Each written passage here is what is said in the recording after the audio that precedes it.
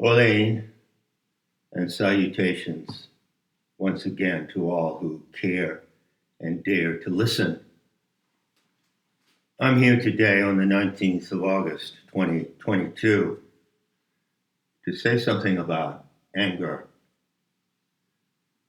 And so I invite you, as I begin, to let two questions float in your mind.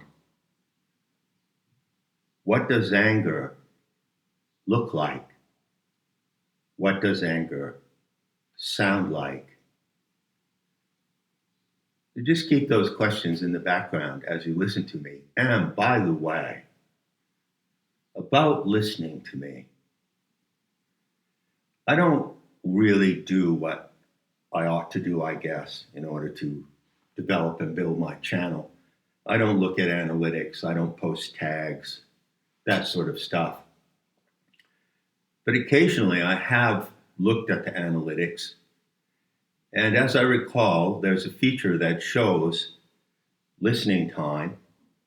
And it also shows something like what is the average listening time or what percentage of each upload people listen to.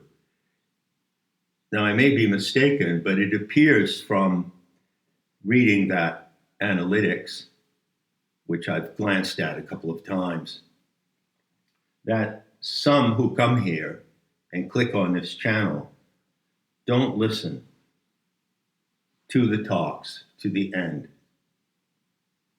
So here's what I have to say to you, if you happen to be one of those people.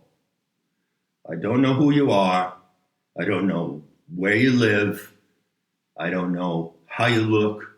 I don't know how you smell. But I can tell you up front that if you don't have the courage and determination to listen to what I say to the end, don't listen at all, don't come here at all, and fuck off. Now, it's interesting, isn't it? Speaking of anger, the use of the F word. Now, sometimes when you say F off, it's humorous and playful. You say it to a friend, you both laugh. But very often, the F word is used to express anger, isn't it? I mean, in some instances, in some situations, if you say to someone, get the fuck out of here, that's a threat. That's an expression of anger. And I wonder if you've ever considered why that word, the F word, would have a charge of anger attached to it. After all, basically, it is common slang for the act of sexual intercourse. And in my view, you may agree, anger has no place in the act of sexual intercourse. It's an act of devotion, tenderness, maybe even a kind of worship. But certainly there's no place for anger in the performance of that act. And yet, the word that denotes that act is often used for expressions of anger. Curious, isn't it? Anyway, I have a disclaimer before I begin this talk. And by the way, this is not a Nematta preview. It's not 15 minutes of a longer unit on Nematta. It's a complete talk. And so, you would do well to listen to the end, unless you want to be witness to my anger. I feel anger when things displease me. I like to be pleased. I don't like to be displeased. And I don't tolerate anyone in my presence who doesn't show courage and determination at the core of their being. I look for that. And when I don't see it, I'm displeased. And when I'm displeased, anger comes up. If you want to know the brutal truth, or even if you don't, I do not consider anyone who does not solidly hold courage and determination in their character to be worthy of my presence. And when I speak to you here, when you hear my recorded words, you are, in a sense, in my presence. So my disclaimer concerns this stupid, dumb notion that you often hear about so-called negative emotions, namely anger and hatred. And I'm sure you've heard people say and insist, oh, no, no, no, you must not allow those emotions to come into your field because they're bad.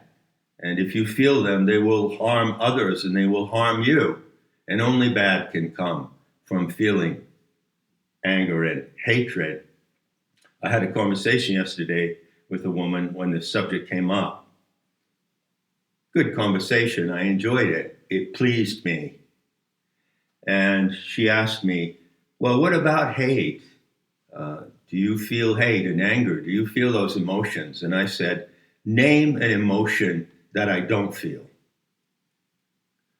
I feel all emotions except two. One is resentment and the other is envy.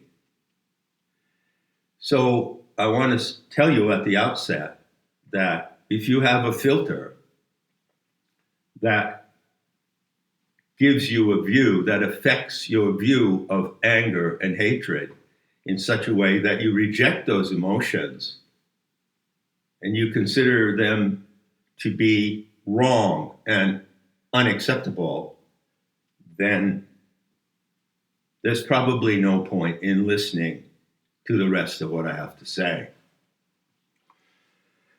Now, as I said, this is not a nimitta preview, but it is, in a way, a preview of something that you find on nimitta if you're on the faculty. So additional to the 16 or 12 main courses and the 3 long-term courses or vocations, there is a feature called the Terma and the Turton, that's number 17, and another feature called Breaking News. Terma and the Turton is a place where I share and discuss certain intimate details of my life, my mystical adventures, and everything that is relative to the Terma of Gaia awakening, of which I choose to speak in a private and intimate way to certain friends and allies. Feature 18, Breaking News, contains a kind of monthly report. You see, one of the practices of Planetary Tantra is to follow the lunar cycles. So each month, when a new lunar cycle begins, I post a unit called the Dakini Weather Watch. And we are now at number 51. So since the inception of nimitta in September of 2018, I have posted 51 units that correspond to the lunar cycles over that 4-year period. And this activity, this exercise, really brings unity and confidence to those who practice PT. You see, we consider that the moon is a signal mechanism, a transmitter. And so each month, people all around the world, in New Zealand, Australia, in South America, in Brazil, Colombia, in Mexico, Canada, the United States, and across Europe, all wait for the moment when they can see the first crescent after sunset, the sunset crescent. That is the signal of the beginning of a new lunar cycle, which we call a Dakini shift. So the system of Planetary Tantra teaches that there are 16 discrete frequencies that come from the earth, some of them from the earth and some of them from the atmosphere.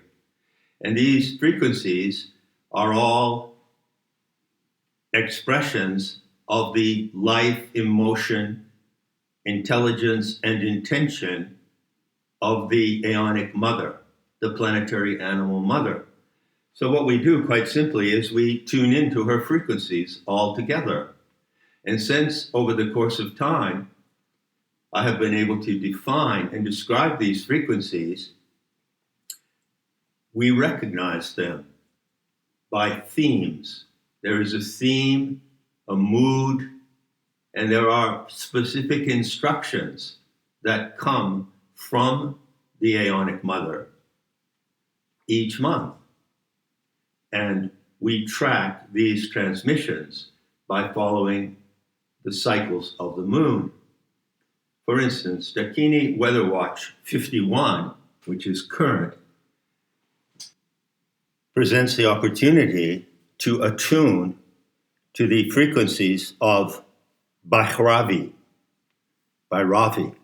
It's a Hindu Sanskrit word which means the terrible one, also known as Sekhmet from Egypt, and Balaam, the jaguar, from the Aztec and Maya cultures. Each of these Dakinis, or Devatas, as they're also called, by the way, Devata means an emanation, a radiation. Each of them can be correlated to a certain mythical animal or some other kind of supernatural agency, you see? And this identification and designation is precise and consistent over time. So in this way, practitioners of PT learn to recognize these frequencies, which are subliminal. They're actually operating in your minds right now. They are channels that are broadcasting in your mind subliminally. But due to the subtlety of the transmissions and due to the velocity of these frequencies, which are all under around 30 hertz, they are subvocal and they are impossible to detect unless you are trained in how to detect them. And this indeed is what we do. So Bhairavi, the lion power of the planetary animal mother, is the dominant frequency for this month. So we say the shift goes to Bhairavi. I want to specify that all of these transmissions from the living planet to the human animal and to other animals as well are constantly active. All of them, all 16. But of course, it would be extremely difficult, if not impossible, to read them simultaneously. So you have to break them down. But as a matter of fact, Sophia herself does that. So even though she's constantly broadcasting on all frequencies, and you can pick up any one of the 16 at any time, she arranges it according to the cycles of the moon so that there is one dominant frequency every 29-day period. Planetary Tantra comes into the world with a range of specific terms. It has its own terminology, and at first sight, this terminology may appear to be obscure or off-putting. But as a matter of fact, a closer investigation shows that the terms in use are simple, elementary, and extremely precise. And they are also user-friendly. For instance, the correct term for attunement to the telluric radiations of the Earth under 30 hertz is called transception. Transception means the capacity both to receive and to transmit. So at any moment, you as a human animal are in the field of life forces of the Earth. and the earth transmits to you, you receive, and you in turn can learn how to transmit what comes to you from the source of life itself, the immediate source. Now, over the years, I've developed quite an inventory for each Dakini shift. The inventory lists, as I said, the theme, the mood of the shift, and the instructions that come subliminally, which are specific to the Dakini or Devata overseeing the shift. I mentioned that there are now 51 units on Nimitta for the months proceeding from September 18th. And I estimate that if that material were printed out, it would perhaps run to a 400 or 500 page book. So in this practice, we are continually reminding ourselves of and mastering the signatures of these Dakini frequencies and incorporating them into language and into our bodies. And at the same time, we are continually developing and expanding and enlarging knowledge of what these frequencies are and how we can define them and integrate them so that they become forces added to your life force. And this is how you receive and transmit the boost of the earth, as Castaneda called it. If you're wondering how this actually works, I'm tempted to offer a really trivial example. It's fair to say that wherever you might be, home, in your car, in a bar, in a restaurant, and the music plays the song Yesterday by the Beatles, it's fair to say that within a matter of seconds, upon hearing the bars of that music, say it's simply an instrumental version played on the piano, you immediately recognize what the song is. Exactly so. In this practice, you can come to immediately recognize the frequency signatures radiating from the body of the planet. One of the ways of identifying these frequencies is by what can be called archetypal images. I myself do not use that term. But animals, obviously, such as the bull, that would be the frequency of two Devatas, one being Tara, or the wrathful green Tara, and the other being Bhudevi. The instructions for practicing planetary Tantra include a graphic display of the 13 constellations in the sky. Now, not all of these constellations are animals. I've talked about this before. Some of them are human figures, like the twins or the Virgin. Some of them are hybrids, like the goatfish or the archer, half man, half horse. So there is a variety of archetypal imagery, if you will, in the constellations of the zodiac. And each month, the signature of the overseeing Dakini connects to one of those constellations. So you can actually go out and visualize how this happens. And so you are not only listening inwardly for the signature, the clue to the Dakini emanation that is reaching you, but you are also scanning the sky, the cosmic environment, and tracking it in the sky, as well as tracking it by what is called mantik. Mantik in planetary Tantra means divination. So there are many instances shared among Shaktas over the years of how at the beginning of a shift, or at some point, full moon, last quarter moon, sunrise crescent, at some point in the cycle, the observer would receive an omen in the form, say, of the visit of an owl or of a dragonfly, which is associated with the constellation of the twins. And so the full spectrum experience of transceiving these telluric frequencies, do you follow me, is quite spectacular. And it's not merely an intellectual process by any means. It comes into definition intellectually, but it is largely an intuitive and imaginative process of divination, mantique. I've said before, and I'll say it again, that spirituality is worthless, and I don't use that term. The true, genuine, provable spirituality is the art of divination. Can you divine the signals and omens that arise in your own psychic life? And can you divine, likewise, the signals and omens that come to you through nature? That is mantique.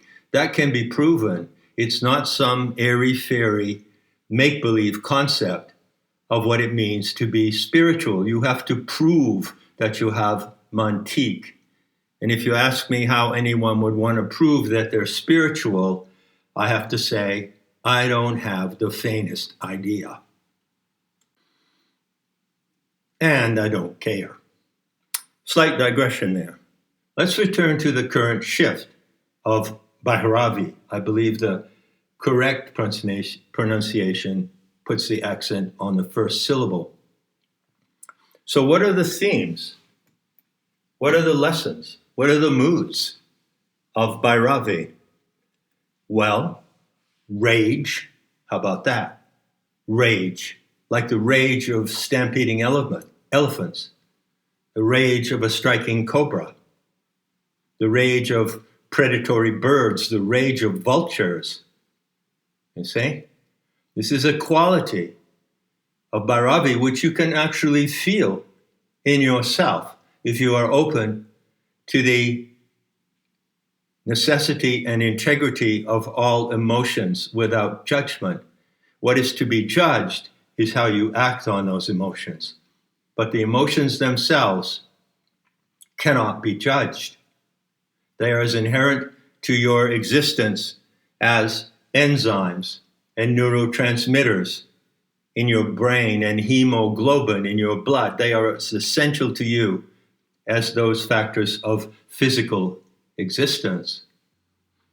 So it can be said that Bhairavi represents the rage of Gaia, Sophia, the rage of the planetary animal mother.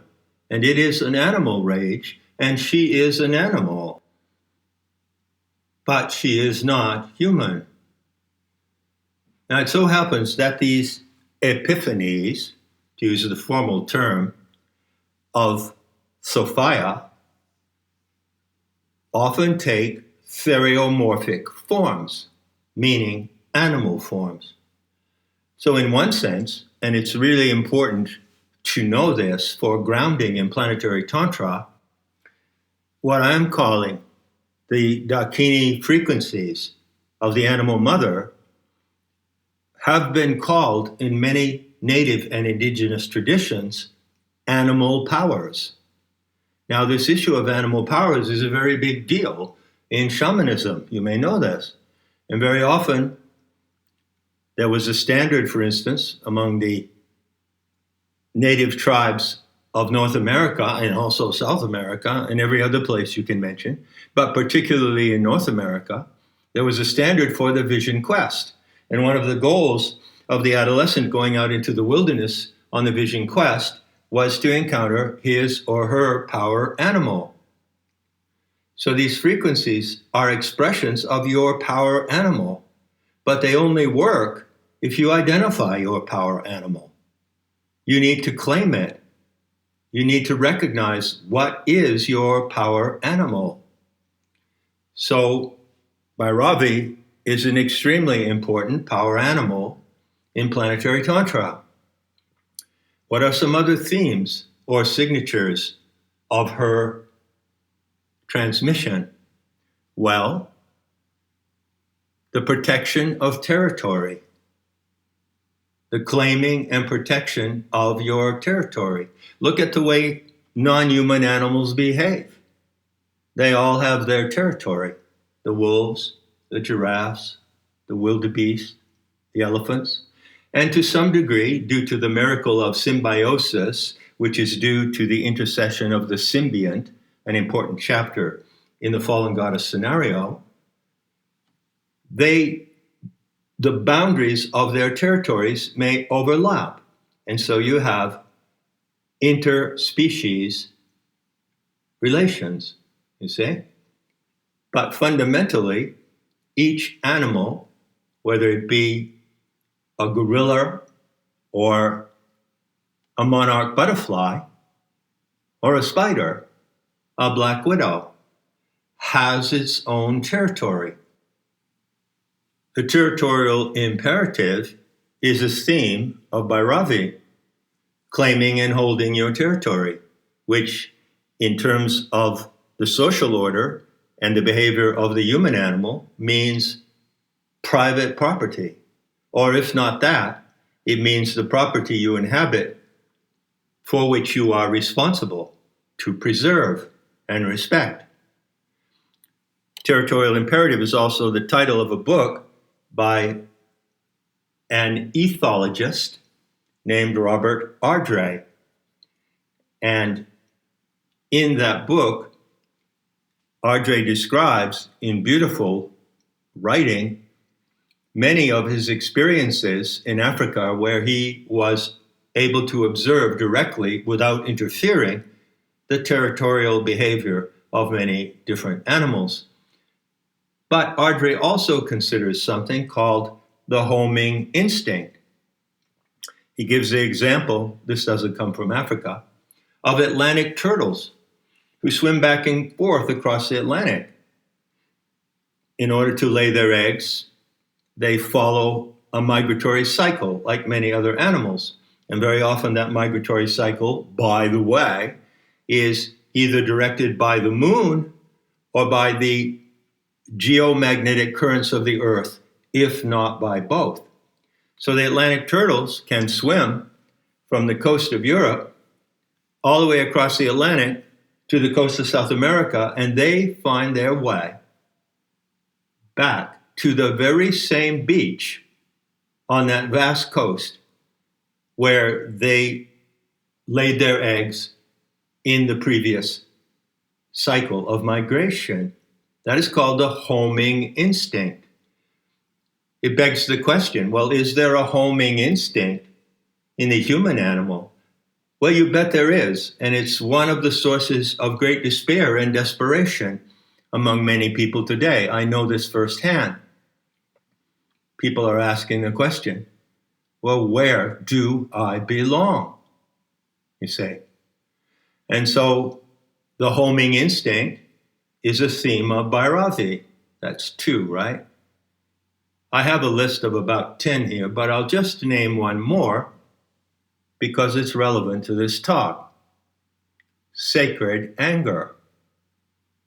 Now, what is sacred anger? What do you suppose that might be? How would it differ from ordinary anger? Well, picture this. Suppose you went around the world, whether you be a man or a woman, and on your belt you had a knife, a serious-looking knife, an instrument for killing. And suppose that that knife, obviously, could be just stuck into your belt, but suppose that it's carried in a sheath. That's the proper way to carry a knife, or a samurai sword in a sheath. So you have on your hip a lovely artifact. It's a leather sheath. Maybe you burned some words or symbols into it. Maybe it's decorated. It ought to be an object of beauty. And it's yours. It identifies you as the owner of that blade, you see? So as long as the blade is in the sheath, that's personal anger. It's your personal possession. But the moment the blade comes out of the sheath, it's not just personal anymore.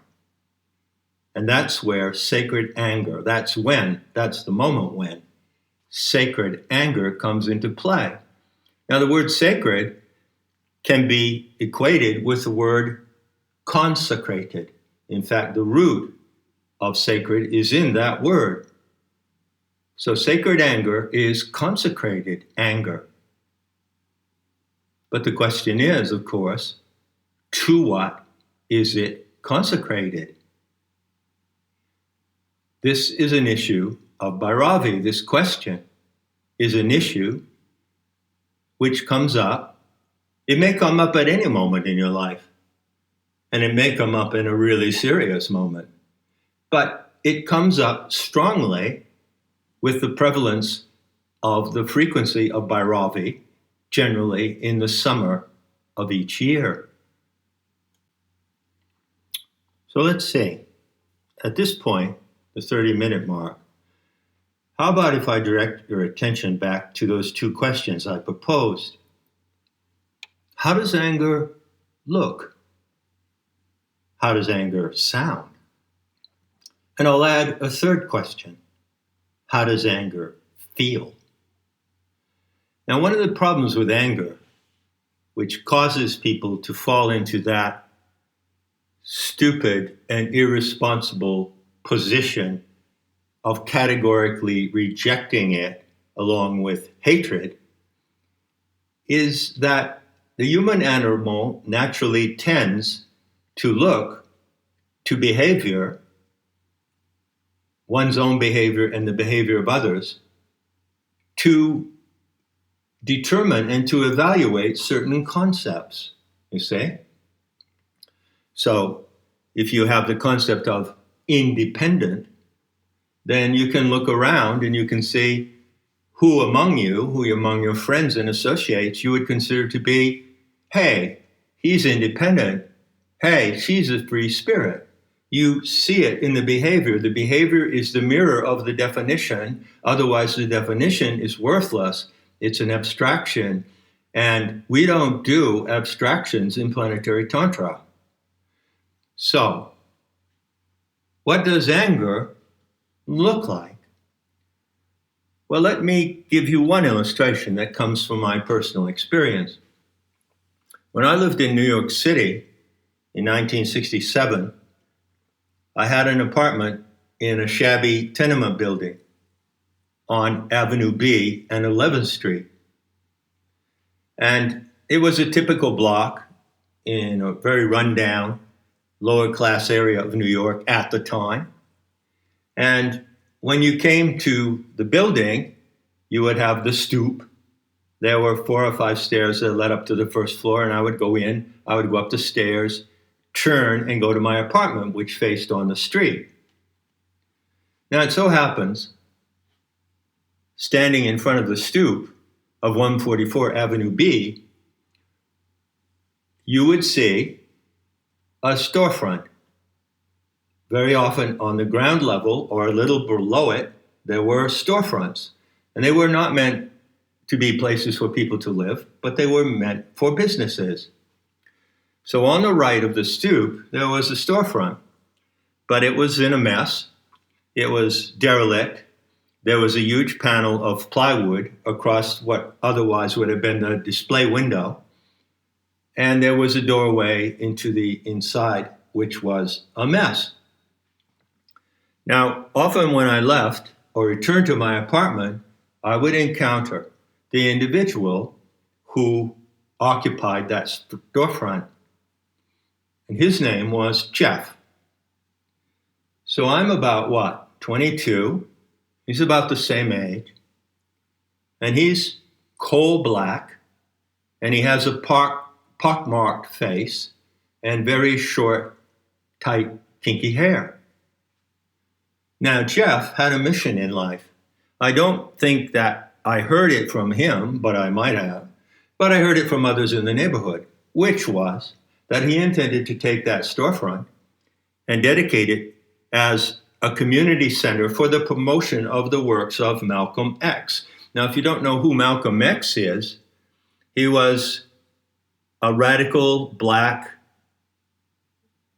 figure of the 60s, and he was a Marxist, and he was someone who back in those days, I'm talking about the mid-60s, had no problem whatsoever in openly condemning the white races as demons and calling for their extermination.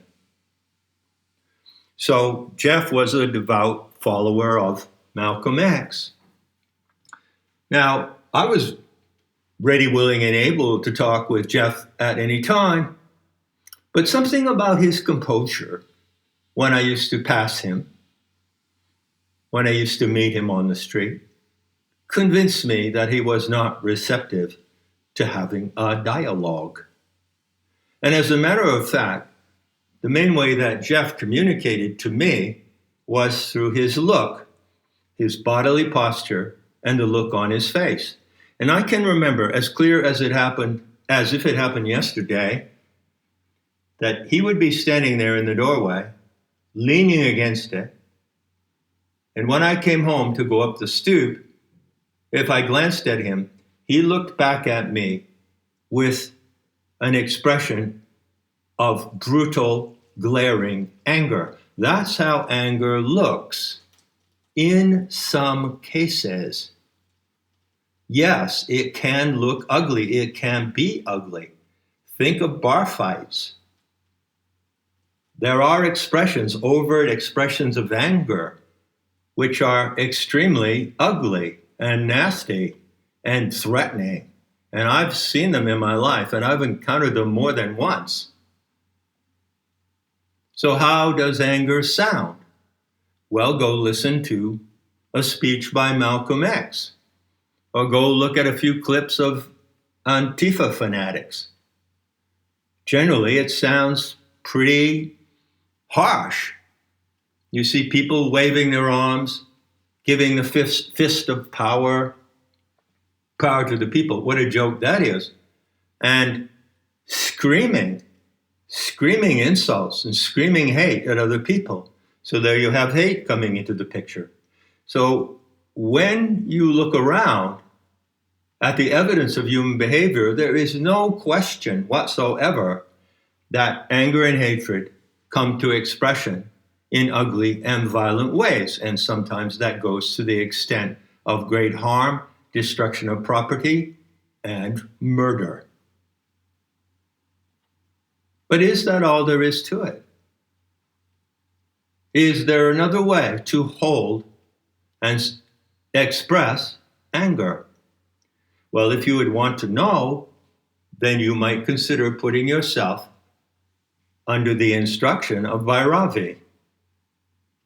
This is something that she teaches, how to own, hold, and express anger in a correct way, in an honorable and necessary way, so that what you express is more than something personal.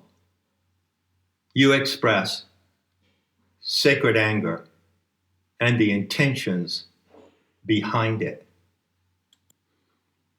Does that proposition interest you? Would you like to try? Or would you even care to consider what is sacred anger? Consider that it might be something important to your life morally, as well as something necessary for your physical survival and the survival of those you love, family and friends, and your beloved animals, and even the wild animals, and even the domestic animals, like cows, who are now facing threat of extermination in Holland as the globalists push their agenda. The agenda that drives their territorial imperative. And you can be sure of one thing, no matter how little you know about how these psychopaths operate, they intend to take everything from everyone and to make all territory their territory. And if you can't see that happening, you must be blind, deaf, and dumb. One of the themes of Bhairavi, another theme, is intentional community. Ever heard that expression? It used to be quite popular. I haven't heard it in a while. It refers to self-sustaining communities and villages of people. An intentional community is the setting for a clan of people who share the same moral and material interests. One of Bhairavi's roles is to protect those clans that are now forming in Kali Yuga, forming by the association of people who seek refuge from the insanity of the world, of the social order, the corrupt social system.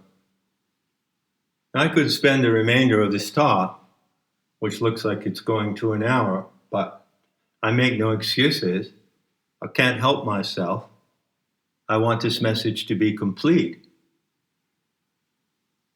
I would like to turn to the wonderful subject, the thrilling subject of the predatory felines. Now, while it is true that Bhairavi comes into human imagination through the figure of the lion, in fact, all of the predatory felines of all species, and I think there are about 40, are epiphanies of Bhairavi. What can you make of the differences between these species? The difference, say, between a leopard and a mountain lion, a lynx and a Siberian tiger, a puma and a panther. Well, obviously, each of these species is beautifully and precisely designed. Their body weight, their morphology, their markings are all particular. Why are they so particular? Why do you see something when you look at a cheetah, the fastest animal on earth, by the way, and something different when you look at a cougar from the Rocky Mountains? Each of these animals has its territorial imperative, and it will defend with its non-human equivalent of anger. It will defend any violation of its boundaries. Can you do that? Can you defend a violation of your boundaries? So these animals have attributes that can be acquired by human animals. And when you look at them individually, one species at a time, and you contemplate how they look, how they behave, how they hunt, you are in fact placing yourself before Bhairavi in order to learn what she has to teach. There's a unique feature about Bhairavi among all the other devatas, all the other 16 telluric frequencies. She uses silence. The communication of Bhairavi is wordless, similar to the communication that you have with animals. If you were to meet an elephant and learn to know that elephant, and it would get to learn to know you, and it could even remember you 15 years later after you had not been in its life. Have you seen these scenes? Same with grizzly bears. Same with lions.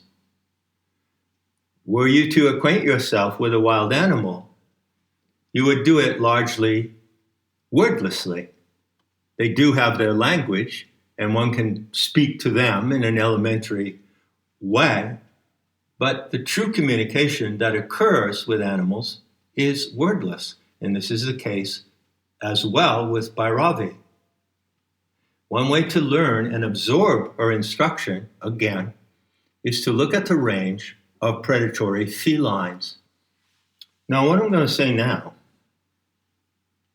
is Bhairavi instruction coming from a human animal. But I wouldn't be able to put it into language and give it its proper force and bearing had I not absorbed it wordlessly. Remember, transception means to receive and to transmit.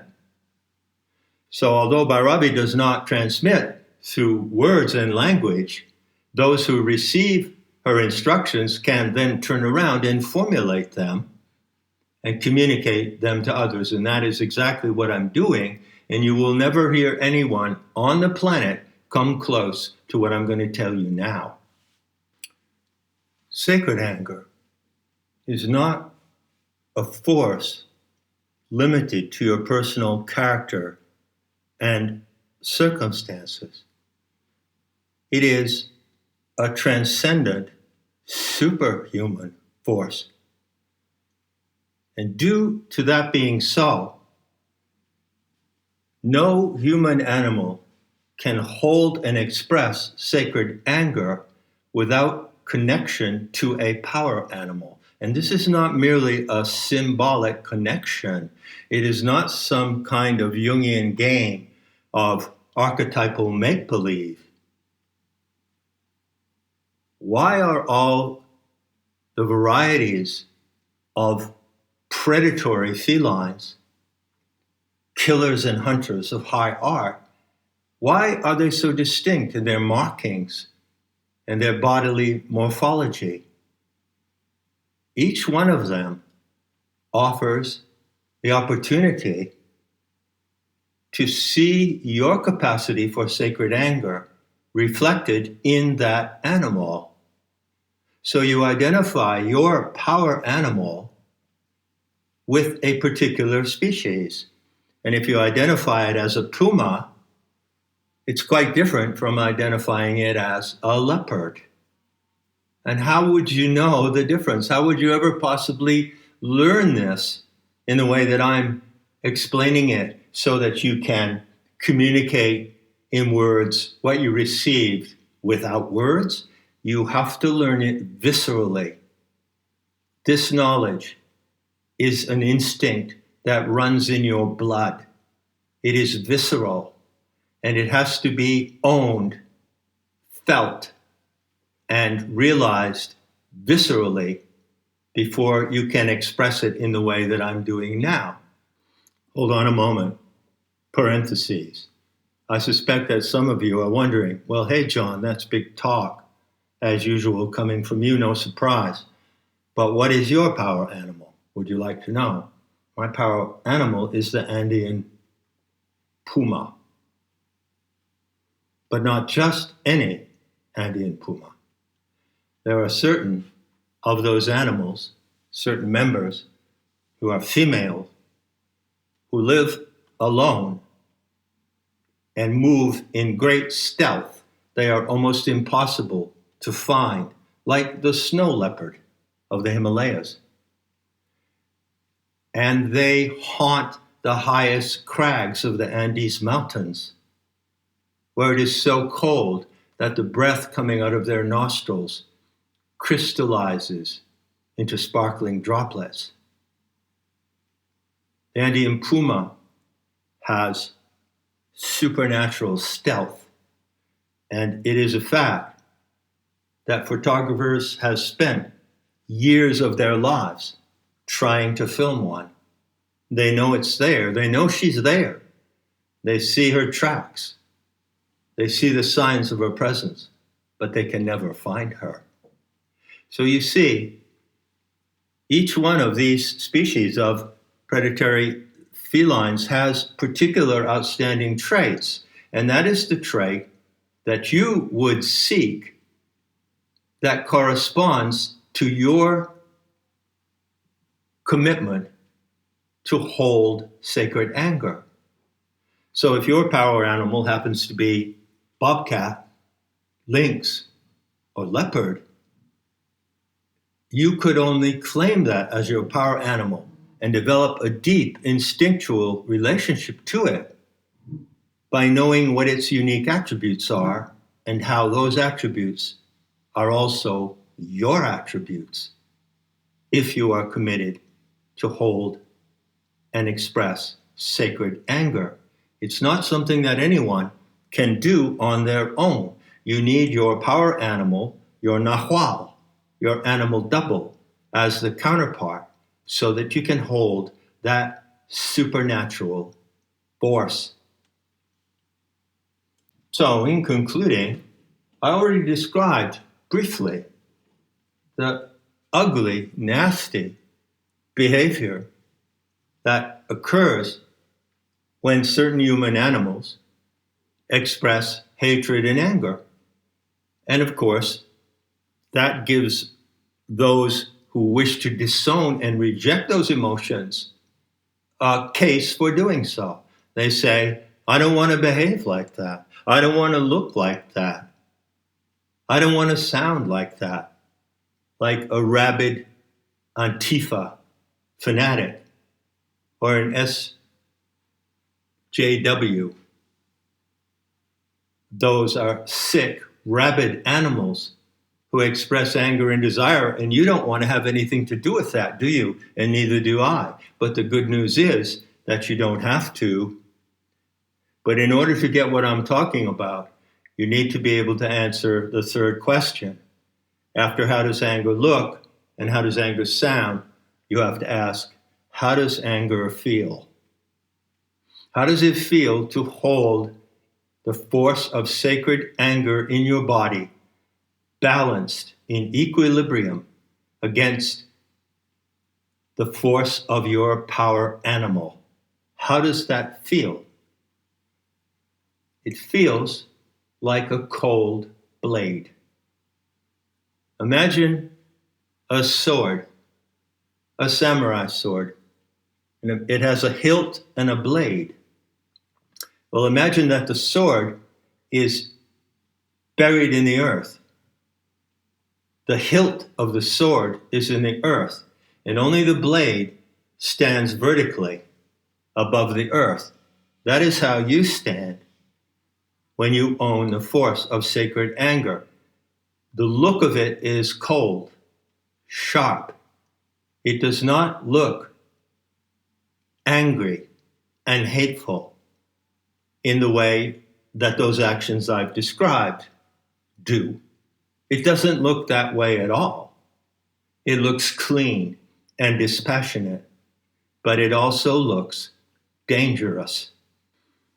So, by way of transceiving Bhairavi instruction, I tell you that consecrated anger, which is beyond the personal, anger to protect all of life, the precious web of life, and to protect freedom, pleasure, beauty, truth, that anger is a standing blade inside your body. You know that iron is the metal of Kali, right? And there is iron in the hemoglobin in your blood. There's iron flowing in your blood right now. And when, by the force and intention of the planetary animal mother, using her Dakini frequency of Bhairavi, when she aligns those molecules of iron-bound hemoglobin in your blood as if they were a vertical shaft, then you have sacred anger installed. And everything is material. It's a material fact that the bioelectric magnetic web of the earth, the electromagnetic field of the earth, does align the iron-bound hemoglobin in your blood. And so the presence of this sword, this vertical blade, is, in a sense, a material reality. Now, having taken all that on board, and of course, I've gone far too far in this one talk, but I can't stop until I reach the proper conclusion. And here it is. If you take on these characteristics, if you accept and consider these characteristics of sacred anger, it begs the question, well, if I had that, how far would I be willing to take it? How far would I be willing to go with it? You know, it's one thing to use anger in self-defense or in defense of others. But it's quite another thing to use it for lethal purposes. So what about going that far? How do you learn? How can you learn the instinctual laws of the blood that teach you when it is appropriate to use anger as a killing force? Well, you learn it from the most skilled killers on the planet. Can't you see that? Now, among these 40 species of predatory cats, there are two very special groups. One is the group of spotted animals, like the cheetah, and the other is the group of animals who are not spotted and who may be striped or have other markings. So if you find that your power animal is a spotted animal, then you would need to learn what are the characteristics of that particular feline. Now, there's more. What about those teardrop markings? You see, not all cheetahs, not all predatory cats have teardrop markings, but some do. And those that do run across the entire range of the 40 species. Now, when this signature of the teardrop markings occurs, you are looking directly at the high instruction of Bhairavi concerning how the human animal learns to kill its own kind. The teardrops are there to show you what you feel or what you don't have to feel on the occasion that you would ever have to kill your own kind in a conscious and deliberate expression of consecrated anger.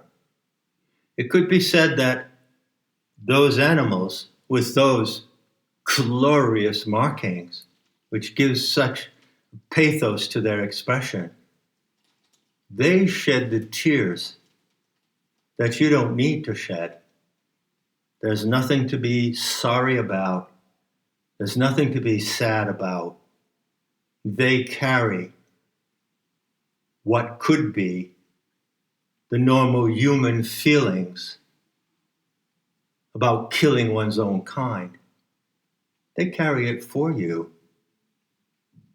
And so if it so happens that you come to realize in one way or another, and Goddess knows how you would do it, which power animal is yours, your double, your Nahual, then you would know if it has teardrop markings, you are in for the end game.